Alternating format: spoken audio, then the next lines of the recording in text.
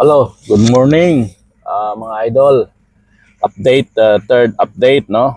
That is a fourth update, no? Sorry. Dito na tayo dito sa labas ng port ng Mindoro, no? So, Roas Port po to ng Mindoro, kakalabas lang po natin. So, mag-start po tayo. Travel na yon within 125 kilometers, no? From here, going to Calapan Fort, no? After Calapan Fort, magro-row tayo ulit to Batangas. That is the last roro na sasakyan natin. Makadating na tayo ng Batangas. To after Batangas, travel tayo at least papuntang Maynila, Taguig. So, I hope na na-enjoy din kayo sa panonood ng aking land travel, no? So, medyo pagod dahil ako po lang isa yung driver. Walang mag-isa. Kita nyo sa loob ng sasakyan ko, walang kasama. Ayan. Gamit lang yan, gamit, no? So, updated din kayo sa mga price list ng sasakyan, no? Dito ngayon sinakyan ko is Starlight Roro. Itong SUV is around 6,800, no? 6,800. Meron din sa ibang Roro sa Orange Stone 4,500. Kaya lang medyo mabagal, umaabot ng 7 hours from saan yun? From Katiklan to Roas Port, no? Mga 7 hours. Ito, umalis kami dito kanina alas 10 o alas 2. Oras alas 2 ngayon. So, ng umaga, linggo. So, nakarating kami dito, I think it's only 5 and for either 4 hours and 30 minutes lang, no?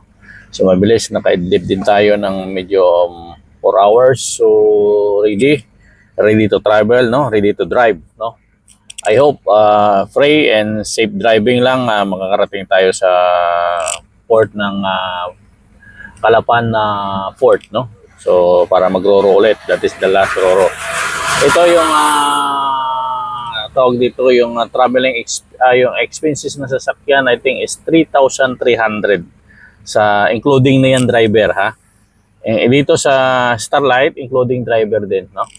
So yan po ang updated natin sa ating port travel, no? Portland travel, no? Pauwi ng Maynila from Kabangkalan to Manila. So kung gusto niyo mag-experience na meron kayong sasakyan, motorsiklo, no, mag-travel, land travel, try nyo at ma-enjoy kayo, no? So kaya lang pagod, no? Tulad sa atin dahil may mga edad na tayo, no? So medyo okay lang, try lang tayo. Kaya natin magmaniyo pa sa edad nating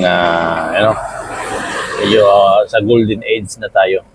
So yan na po yung update at good morning sa lahat ng aking followers, lahat ng tao sa buong Pilipinas, especially dyan sa atin sa lungsod ng Kabangkalan, no? Dyan tayo galing ng nakarang araw.